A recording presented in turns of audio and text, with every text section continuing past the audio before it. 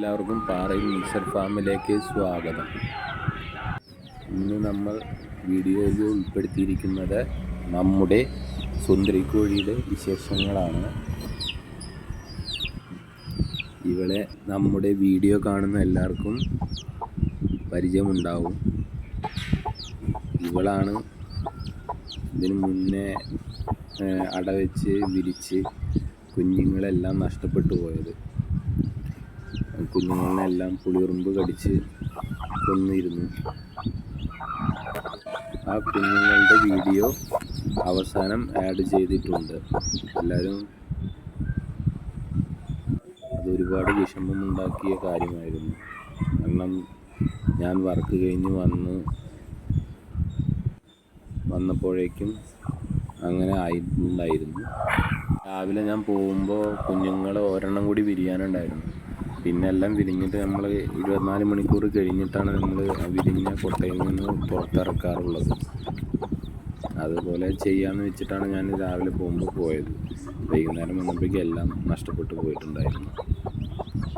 അതിനുശേഷം നമ്മളെപ്പോലെ തന്നെ അവൾക്കും ഒരുപാട് വിഷമമായിരുന്നു. അവൾ പുറത്ത് പോവാതെ എപ്പോഴും ആ പുറത്താത്തിരിക്കുന്ന കൊട്ടയിലും കൂട്ടിലുമായിട്ട് ഇരിക്കുകയായിരുന്നു.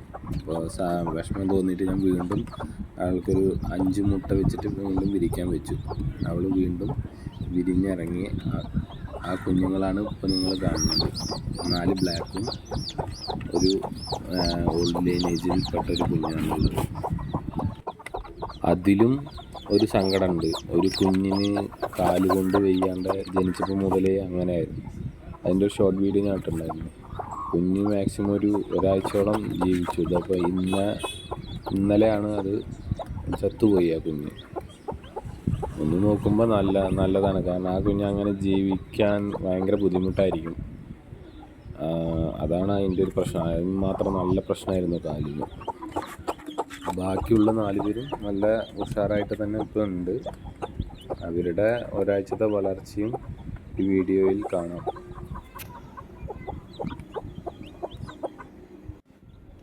ആദ്യത്തെ പ്രാവശ്യം 7 മുട്ട ആണ് വെച്ചിട്ടുണ്ടായിരുന്നത്. രണ്ടാമത്തെ പ്രാവശ്യം നമ്മൾ വെച്ചത് 5 മുട്ടയാണ് അടവെച്ചത്. നമ്മുടെ സുന്ദരിക്കോഴി, നമ്മുടെ വീട്ടിലെ അമ്മക്കോഴി, വേറൊരു കോഴി, അതിൻ്റെ കൂട്ടത്തിലുള്ള കൂടപ്പിറപ്പാണ്. ഇവർ രണ്ടുപേരാണ് നമ്മുടെ അമ്മക്കോഴികൾ. അതിൽ നിന്നുണ്ടായതാണ് ഇപ്പോൾ നമ്മുടെ വീട്ടിൽ കാണുന്ന എല്ലാ കോഴികളും, കുഞ്ഞുങ്ങളെല്ലാവരും അതിൽ നിന്ന് ഉണ്ടായതാണ്.